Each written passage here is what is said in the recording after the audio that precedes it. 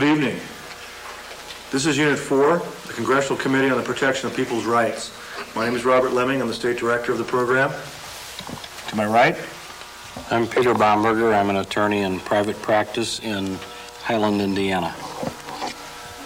My name's Kathy Bomberger. I'm the Secretary of the Indiana Lawyers Auxiliary.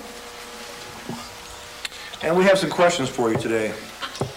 As representatives of the people, members of Congress are responsible for making laws to protect our rights and promote our welfare. Your congressional committee has been formed to look at the people's rights, how well they are being protected, and what more could be done. As expert witnesses, you're now going to testify in the following questions. What is freedom of expression, and why is it important in our democracy? How does the Constitution protect freedom of expression? And finally, are there times when freedom of expression should be limited? Why or why not? And then please give examples. Freedom of expression is composed of free speech, the right to peaceably assemble, free press, and freedom to petition. Freedom of speech is the right to say whatever you wish to say. The right to assembly is the right to meet with others and talk about whatever you wish. Freedom of the press is the right to read and write whatever you wish, and the freedom to petition is the right to ask the government to correct things that you think are wrong. Freedom of expression is important to our democracy because it supports our democracy, helps us grow as individuals, advances knowledge, and makes a peaceful change in our society.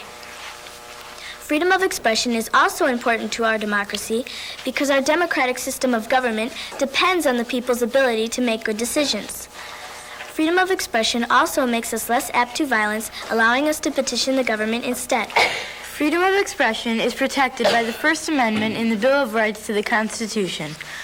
Under our Constitution, government cannot interfere with this right except under very special circumstances. Many people believe freedom of expression is absolutely necessary for the protection of all of our individual freedoms. This does not mean that there are no limits to freedom of expression.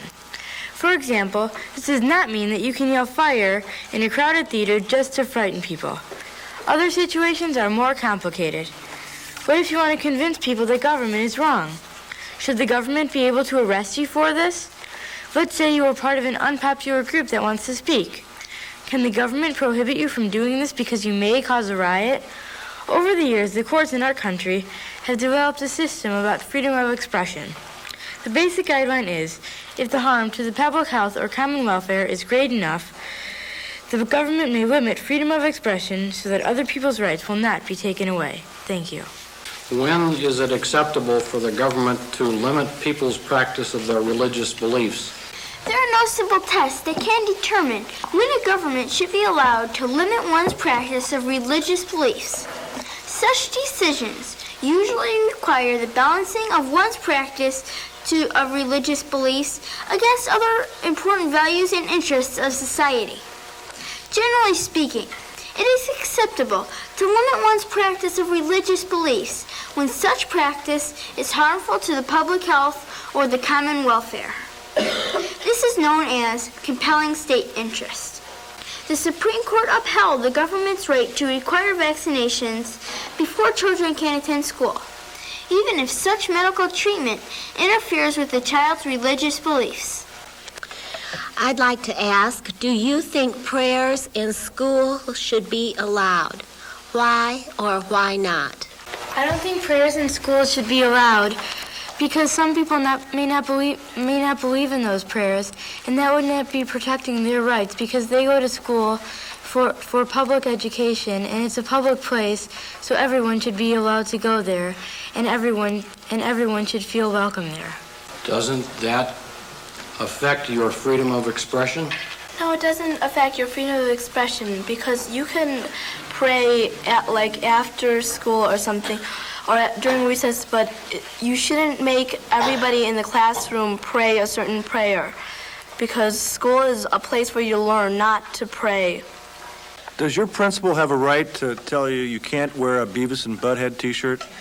If it interferes with another child's beliefs, or if it stops him from learning or distracts him in any way, then that would interfere with the public health and the common welfare, and that just wouldn't be right. So yes, I do think that a principal can say, like, you cannot wear a Beavis and Butthead t-shirt to school. I don't think the principal should be able to do that because that's your right to freedom of expression. And the other person, it's their fault because, I don't know, because they just don't like it. And it just says that you like that show or something, or like something. So. If it's distracting someone, then I think the principal should have a right to tell you not to wear the t-shirt. But if it isn't hurting anybody or distracting them from their work, then the principal shouldn't tell you not to wear the t-shirt. Who decides if it's distracting you from your work? What if all the children in your class like what's written on your t-shirt, but your teachers don't like it? Who gets to decide if that t-shirt is wrong? Well, if somebody complains about it, then if there is like more than one or enough complaints, then you shouldn't wear it. But if like nobody complains about it and it's not distracting anybody, or if the teacher reports that, like let's say that the teacher reports that people aren't working and they're staring at your t-shirt, then yeah, but it's basically what the teacher sees. I also think that if it distracts the teacher, then that could keep her from teaching the class about whatever thing that she's teaching them, because it would be distracting her in a way that she wouldn't be able to concentrate on teaching the class. So I think if it distracts her, she has a right to complain to the principal, and then he can say you can't wear it to the school. Well, thank you very much. You've been very informative today.